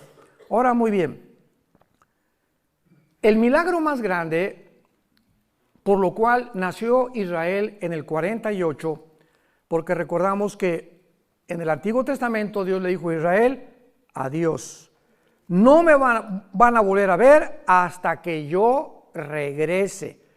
Y entre mi ida cuando ascienda al cielo, Oseas 5 y Oseas 6 del 1 al 2, me voy a ir y van a pasar 2 días, que son 2000 años, cuando ustedes, le está hablando a los judíos, me digan Baruch Hashem Adonai Elohim, bendito el que viene en el nombre del Señor. Van a pasar 2000 años, desde que yo me vaya hasta que yo regrese. Entonces, en este periodo de 2000 años, Dios forma otra entidad, que son la que la mayor parte de los judíos no entienden. También muchos guías que tenemos no entienden esto todavía. Ayer me preguntaron: oye, pero ¿por qué si Jesús es judío, no siguen ustedes las fiestas judías? ¿Por qué no hacen por qué no adoran el sábado? ¿Por qué? Porque la iglesia no es Israel. La iglesia es otra entidad que no existía en el Antiguo Testamento. En el Antiguo Testamento el Espíritu Santo al Kodosh bajaba sobre Sansón y le daba fuerzas a Sansón. El Espíritu Santo se iba y Sansón era como cualquier hombre normal. Venía sobre David el Espíritu Santo y escribió el Salmo 22. Dios mío, ¿por qué me has desamparado? Jugaron sobre mis ropas fuertes, mi corazón fue como la cera. Estaba David escribiendo la crucifixión 1000 años antes de que Cristo naciera. Casi 3000 años antes de que Cristo naciera, por la inspiración del Espíritu Santo. Isaías 53. He dado mis manos y mis pies, sobre mi ropa echaron suertes, etcétera, etcétera. Isaías estaba escribiendo 700 años antes de la crucifixión de Jesucristo. Viene la iglesia, que no es Israel, y entonces el Espíritu Santo baja de manera diferente a como operó en la administración, en la economía, o se conoce como la dispensación de la ley. Y ahora el Espíritu Santo baja sobre la nueva entidad que se llama la iglesia. La palabra iglesia viene del griego, de una raíz y de una palabra, si lo quieres apuntar, ek, que es un prefijo que significa fuera, iglesia, que se llama llamados. Entonces, eklesia significa los llamados fuera, porque somos llamados fuera espiritualmente del mundo. Entonces el Espíritu Santo viene sobre nosotros, entra sobre nosotros y nos sella. 1 Corintios 6, ¿qué no sabéis que el Espíritu Santo mora en vosotros y que ya no sois vuestros hasta el día de la resurrección? Cuando tú mueras y cuando yo muera, el Espíritu Santo ya no lo necesitamos. Nos vamos a la presencia de Jesucristo. Hasta ese momento el Espíritu Santo nunca nos va a abandonar. Esto no sucedió en el Antiguo Testamento. La iglesia ahora es el cuerpo de Cristo. En el Antiguo Testamento no existía el cuerpo de Cristo. Los israelitas no eran el cuerpo de Cristo, lo somos nosotros. Y cuando venga el rapto, solamente los que están en Cristo, en el cuerpo de Cristo, o sea, desde Pentecostés hasta el día del rapto, nos vamos con el Señor. Los judíos resucitarán al final de los 7 años de la tribulación en la segunda venida de Cristo. Daniel 12, 1 y 2. Pero Dios tenía que preparar y avisarnos que ya venía, antes que los judíos. Y se los voy a explicar. Cuando Jesús vino, preparó el Bautista su venida a través de los bautizos, y comenzó el Bautista a gritar: arrepiéntanse y hagan frutos de arrepentimiento, porque viene alguien que no soy digno de desatar sus zapatos. Juan el Bautista era primo hermano de Jesús, y Juan el Bautista nació 6 meses exactamente antes que su primo hermano, que Jesucristo. Isabel era parienta de María. Entonces, cuando aparece Jesucristo en el río Jordán, mañana en el río Jordán, Juan el Bautista estaba bautizándolos para arrepentimiento de pecados, preparando el camino, porque habían pasado 400 años sin palabra de Dios. De Malaquías hasta el Bautista, Dios no le había vuelto a hablar a Israel. Entonces nos imaginamos la dureza del corazón, que hasta lo rechazaron y lo crucificaron, porque en 400 años el corazón se les endureció. Tenía que el Bautista venir antes y comenzar a preparar el corazón para que cuando apareciera Jesucristo el terreno estuviera flojo. Yo no puedo sembrar en un terreno donde está dura la tierra. Tengo que meter un asadón y rascarle para aflojar la tierra y aventar la semilla y pueda crecer. Los corazones tenían que ser rasgados por la predicación tan fuerte del Bautista: generación de víboras, y ustedes hagan frutos de arrepentimiento, y a los soldados no hurten y respeten al prójimo, etcétera, etcétera. Y se juntó toda la gente sintiendo en el espíritu que verdaderamente el Mesías estaba cerca de su venida. Entra Jesucristo y dice Juan el Bautista: ese es el Cordero de Dios. ¿Por qué dijo el Cordero de Dios? Porque el Cordero era lo que todos los judíos sacrificaron en el día de la Pascua, desde Éxodo capítulo 2. Entonces, Dios tenía que preparar a Israel, y si Dios iba a regresar con Israel, en el 48 vino la resurrección nacional. Veamos ahora rápidamente la preparación de Dios para que en el 48 no surgió accidentalmente una nación formada en un día, el 14 de mayo. Veamos cómo desde el siglo XVIII, desde el siglo XIX, comienza Dios a levantar y preparar el camino, porque Dios nunca hace nada sin antes preparar. Tú no eres ingeniero sin preparación. No eres psicólogo sin preparación. No eres Bocelli o Pavarotti. Pavarotti lo reprobó su maestro de canto porque no lo hacía, tuvo que prepararse, vocalizar 3-4 horas, un pianista 3 o 4 horas. Todos tenemos antes que ir primaria, secundaria, preparatoria, universidad, estudiar, que nos prepara para que finalmente nos entreguen un diploma o un certificado profesional. Entonces Dios también trabaja de la misma manera. Él no puede actuar de una forma accidental. Y cuando descubrimos lo que hizo Dios antes, para que veamos cómo estos eventos de la historia no fueron accidentales, nos va a abrir los ojos para comprender la grandeza de Dios. El Éxodo fue uno de los milagros más grandes que Dios hizo en el Antiguo Testamento, porque no cabe duda que fue el milagro más portentoso de Dios en el Antiguo Testamento. Rodeados por un lado los egipcios, enfrente del mar. Ahora sí que para esto nos sacaste, Moisés. Estamos entre la espada y la pared, y de una forma milagrosa le dice Dios a Moisés: diles que se estén quietos, shalom, que no se muevan y que vean lo que voy a hacer. Y de repente Dios abre el mar y entra todo Israel, atraviesan el Mar Rojo, viene el faraón con los egipcios y al meterse al Mar Rojo hunde sus carrozas y mata a todo el ejército del faraón. Este milagro debía haber quedado impregnado en las mentes de las futuras generaciones de los judíos. Y los judíos tenían la obligación de enseñarles a sus hijos, a sus nietos, etcétera, etcétera, acerca de este milagro, porque les serviría para recordar que Jehová pudo librarlos ¿de qué? De la esclavitud de Egipto. Hijitos, ¿sabes por qué somos libres? Porque hace tantos años Dios hizo un milagro impresionante. ¿Qué abuelito? Abrió el mar, de veras sí, lo abrió de lado a lado y nuestros padres lo atravesaron. Sin embargo, se había profetizado que este milagro no iba a compararse con un milagro muchísimo más grande que la apertura del Mar Rojo. Veamos esto en Jeremías capítulo 23, versículos del 7 al 8. Porque para que Israel volviera a nacer, Dios tendría que seguir realizando muchos más milagros que nada más dividir el Mar Rojo.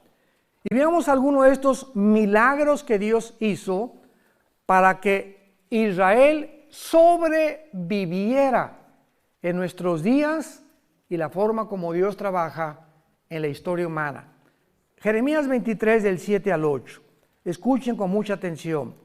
Por tanto, dice el profeta Jeremías, vienen días, dice Jehová, en que no dirán más.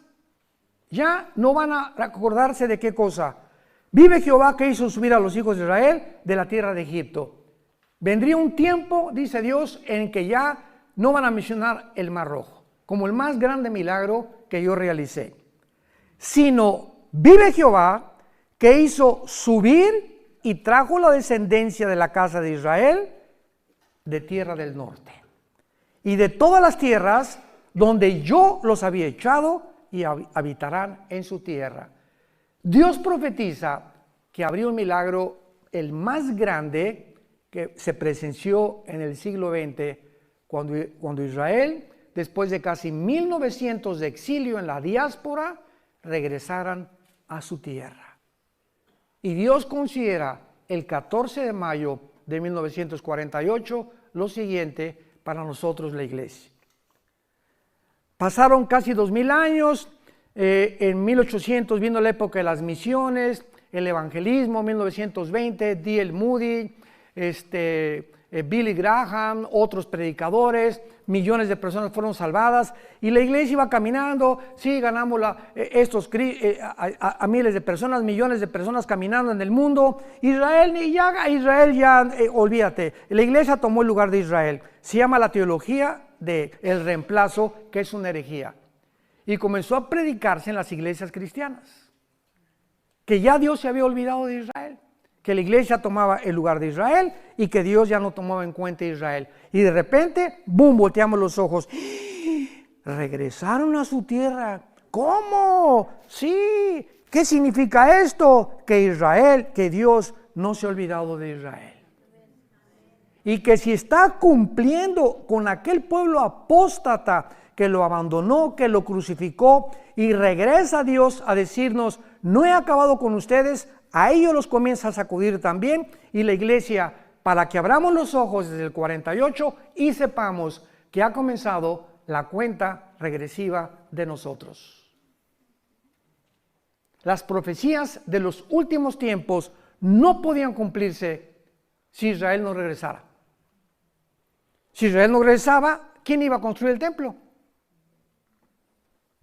La Biblia menciona que va a haber una reconstrucción del tercer templo de los judíos. Si Israel no regresaba, ¿a quién va a perseguir el anticristo? Si Israel no regresaba, ¿cómo podían cumplirse todas las profecías que Dios le hizo a Abraham, Isaac y Jacob, Jeremías, Malaquías, Zacarías, etcétera, etcétera? Entonces era necesario que Israel regresara a su tierra para que comenzaran a cumplirse las profecías de los últimos tiempos. Charit en el hebreo, los finales días o los finales tiempos. Y todo el libro de Daniel, capítulo 2, capítulo 5, capítulo 7, capítulo 8, capítulo 10, 11 y 12 de Daniel, todas las menciones que se hacen de las profecías de Daniel y las visiones de Daniel, todas se relacionan con el final de Israel en los últimos tiempos, y la señal más grande es cuando regresaron en el 48. Ahora, muy bien, ¿cómo comenzó Dios a preparar el camino para que resucitara Israel en 1948? Número 1, vean ustedes en el libro de Esdras, en el Antiguo Testamento, la forma como trabaja Dios. Vamos a comenzar desde el Antiguo Testamento, cómo Dios trabaja, para que entendamos cómo comenzó a trabajar con un judío llamado Teodoro Herzl en el año 1800. Dice Esdras capítulo 1, versículo 1. Esta revelación es increíble. En el primer año de Ciro, rey de Persia, para que se cumpliese la palabra de Jehová, para que lo que Dios dijo tenía que cumplirse, despertó Jehová el espíritu de un sacerdote, el sumo sacerdote, algún profeta. Dios tiene que trabajar a través de los gobiernos. Despierta al rey de Persia, que es actualmente Irán, porque hasta 1935 Irán se llamaba Persia y se le cambió el nombre a República de Irán. 1979, República Islámica de Irán, cuando sacaron al Shah, y entonces se establece el Islam en Irán como la religión, porque ellos son persas, no son realmente musulmanes ni árabes tampoco. Entonces Dios despierta a un rey. Y este rey, ¿para qué lo despertó Jehová el Espíritu de Dios? Escuchen, hermanos, Dios tiene el poder también de obrar en las personas que no son cristianas. Porque en Isaías se le llama a Ciro el siervo de Jehová. Y muchas veces Dios trabaja en personas, en personajes, principalmente en gobernantes, para cumplir sus propósitos. Versículo 5.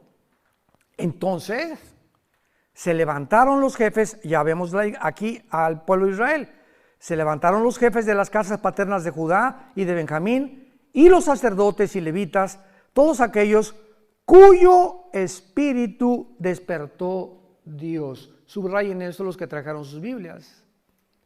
Cuyo espíritu despertó Dios para subir a edificar la casa de Jehová, la cual está en Jerusalén. Dios trabaja con el gobierno, porque si Israel no tenía el apoyo del gobierno, no podía Dios cumplir su palabra. Dios tuvo que concientizar al Dios Artajerjes, Nehemías capítulo 2, para que Nehemías regresara a restaurar las murallas de Jerusalén. Cuando Nehemías se presenta ante el rey Artajerjes de Persia, le dice: Señor, ora, dame gracia ante el rey, porque si tú no me das gracia ante el rey, no se va a cumplir tu palabra. Y Dios, cuando viene Nehemías y le dice, él era el copero del rey, y un copero es el que probaba el vino para que no envenenara al rey. Los reyes antiguamente tenían sus coperos que probaban la comida y las bebidas antes de que ellos se las comieran, para evitar que murieran intoxicados o envenenados. Y Nehemías era el copero de Artajerjes, que era la persona de más confianza del rey, y le dice: dame permiso de irme. Tenía que Dios trabajar forzosamente en el corazón del rey para que Nehemías se pudiera ir, para que se cumpliera la palabra. Dios tiene que trabajar con los gobiernos para que la iglesia o el pueblo de Israel cumpla su cometido. Por eso confiamos, y nos dice la Biblia, sometámonos a todos los gobiernos, ya sean comunistas, ya sean dictatoriales, ya sean monarquías, ya sean socialistas. Tenemos que respetar los gobiernos. Los apóstoles vivieron bajo el peor de los gobiernos, los césares romanos. no encontramos una crítica en el Nuevo Testamento, ni de Pablo, ni de Pedro, ni de Santiago, ni de ninguno contra ningún gobierno. Lo contrario, 1 Timoteo 2, del 1 al 5, oren por vuestros gobernantes. De nada sirven las manifestaciones, y esto y el otro, y déjenos, y muera, y derroquemos, y acabemos. Eso es lo que yo pensaba antes de ser cristiano, se los conté. Cuando me hice comunista y creía que una revolución social era la que iba a transformar México. Qué equivocado estaba, porque no conocía a Dios, ni a Jesús tampoco. Entonces, ¿qué fue lo que pasó? Despertó Dios la conciencia de un judío llamado Teodoro Herzl. Y vemos nosotros que en el año 1800, más o menos me dijo Isaac, eran como el 90, bueno, entre 85 y 90, este judío lo despierta el Espíritu Santo y comienza él a soñar que Israel ya tenía que regresar a su tierra. Y a principios del siglo XX, entramos al siglo XX, no había ninguna señal que pareciera indicar que Jesús regresara. Al comenzar el siglo XX no había ninguna señal que pudiera decir, nos encontramos en los tiempos finales. La primera en aparecer fue la declaración de Balfour, o de Balfour, decretada el día 2 de noviembre de 1917 por Balfour en Inglaterra, donde él apela a la Liga de Naciones para que ya Israel se le considere que regrese a su tierra. Pero había un problema. ¿Cuál es el problema para que regresara Israel a su tierra? Pues que el Imperio Otomano Turco, durante 500 años aproximadamente, gobernó el Medio Oriente. Pero tuvo que venir la Primera Guerra Mundial, otra preparación de Dios, que usó la Primera Guerra Mundial Dios, para que comenzara realmente a despertar el interés en las naciones, que los judíos tenían una nación y que se les tenía que regresar. En 1917 Palestina incluía al Israel moderno y a Jordania, pero en 1923 el general Allenby, inglés, entra a Egipto y derrota al Imperio Otomano. Entonces, de 1923 a 1900 aproximadamente 48, los ingleses dominaban el Medio Oriente, junto con los franceses. Y cuando llega el holocausto de los nazis, ¿qué hizo Satanás? Se acercan las profecías, porque aunque no las conoce todas, él sabe que le queda poco tiempo, dice Apocalipsis. Entonces, al ver todas estas cosas y estos puntos que Satanás, con muchísima más sabiduría que nosotros, hasta ahorita lo podemos comprender nosotros, se da cuenta que Israel está cerca de poder regresar a su tierra. Y si regresaba a su tierra, estaba marcado ya el destino de Satanás y sus ángeles caídos. ¿Y qué hace Satanás? Levanta a Adolfo Hitler.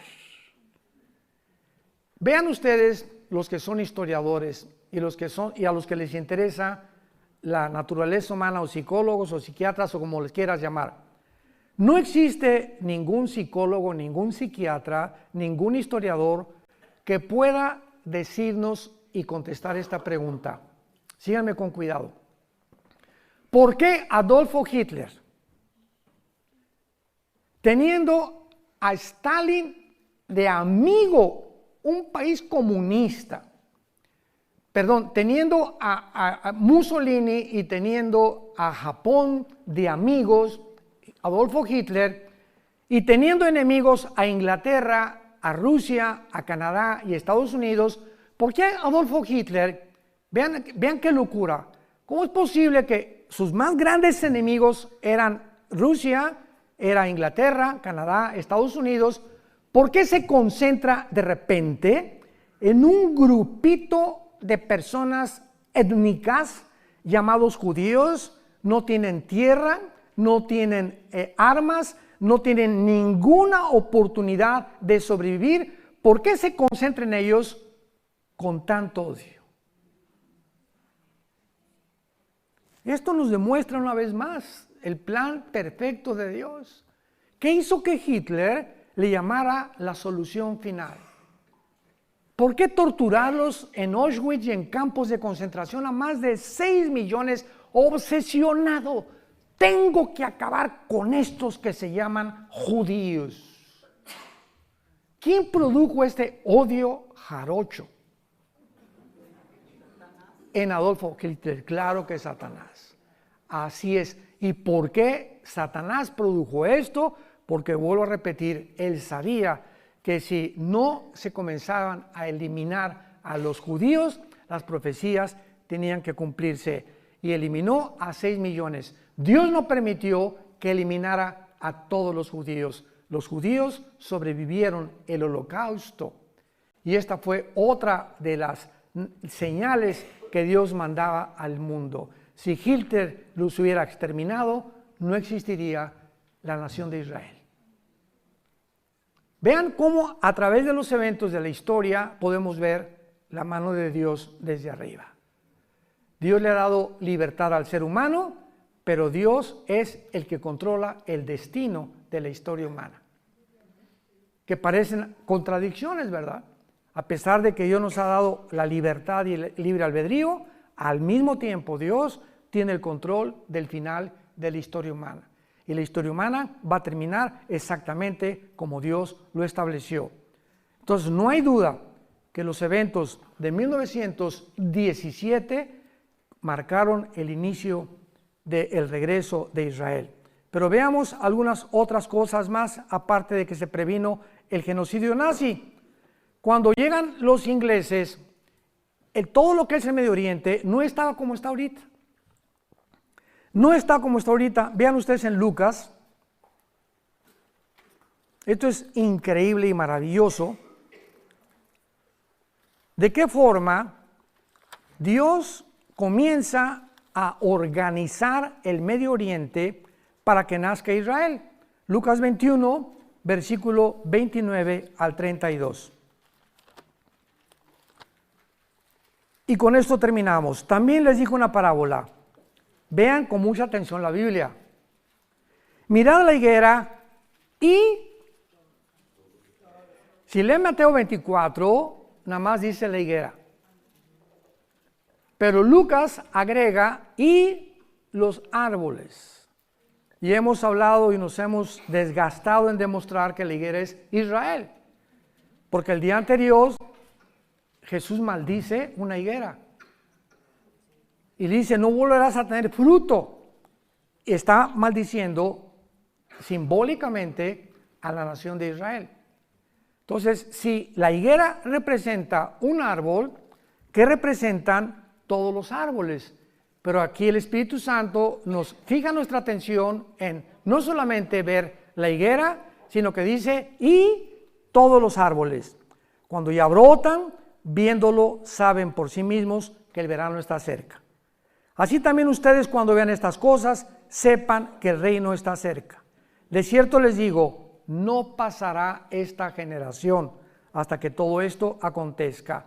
Los ingleses y los franceses se formó el Medio Oriente, todo junto con Israel, en menos de 15, 20 años, tal como lo conocemos actualmente para que naciera Israel. Escuchen esto ustedes, Afganistán se forma en 1919, Egipto 1922, Arabia Saudita 1932, Persia o Irán 1935, el Líbano 1943, Siria y Jordania 1946, Israel 1948. En menos de 30 años, en el siglo XX, se independizan y se forman las naciones que forman actualmente el Medio Oriente y que tenían que existir para que Israel resurgiera y renaciera y resucitara, y estas naciones alrededor se convertirían en sus más acérrimos enemigos. Formaba parte del plan de Dios, porque en el 48 vienen las naciones árabes a atacarlos, los judíos nombran a David Ben Gurión presidente de Israel, Estado soberano libre, y al otro día, el 15 de mayo, a las 6 de la mañana, los atacan los árabes. Aún con el permiso de la Liga de las Naciones, que no eran las Naciones Unidas.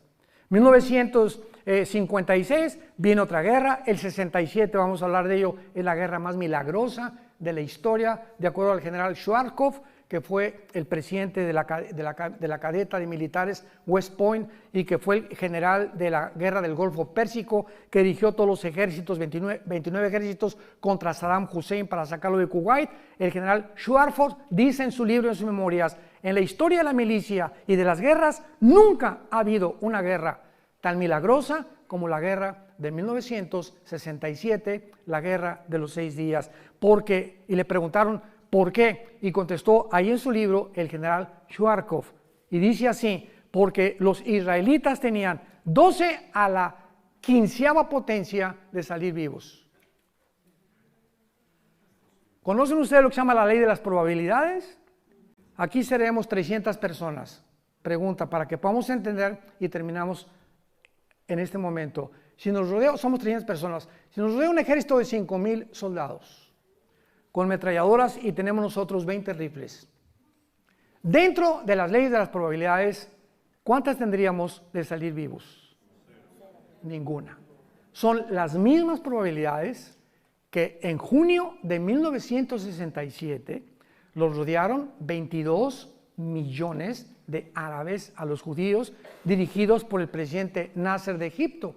Se comunicó con el presidente de Líbano, de Siria e Irak. Al final el rey Hussein lo engañaron que iban ganando, y se involucra Jordania también, 5 naciones árabes, sobrepasando de una forma espectacular a los judíos. Los judíos en 6 días toman los aviones. Hasta ahorita son los mejores pilotos del mundo. Y el primer día se van sobre Egipto a las 5:30 de la mañana, cuando estaban dormiditos, y en 1 hora barrieron toda la aviación de Egipto. Se fueron con Siria, barrieron todos los aeropuertos de Siria. Se fueron contra el Líbano. El 4.º día no había aviación de los enemigos. ¿Por qué? Porque desde el aire se pelean las batallas con la oración. Esto todo es un símbolo increíble del cristianismo. Y ya que habían acabado desde el aire con todos los aviones, se subieron a los tanques de guerra. Y era una desarticulación de todos los ejércitos, que en 6 días a 22 millones, casi de 5 naciones árabes, las vencieron. ¿Saben por qué ganaron en 6 días? Porque el 7º tenían que descansar. Hasta con eso, no, esto es increíble. Cuando uno se traslada y uno comienza a ver, como ahorita estamos en Israel y vemos todas las maravillas y no comprendemos su historia, no nos podemos maravillar tanto como en estas noches. Mañana nos vamos a maravillar más, porque estamos descubriendo que Dios demuestra a través de la nación que Él existe. ¿Por qué escogió Dios Israel? Porque es la evidencia más grande de la historia de la existencia del Dios Todopoderoso que tú y yo servimos a través de su Hijo Jesucristo.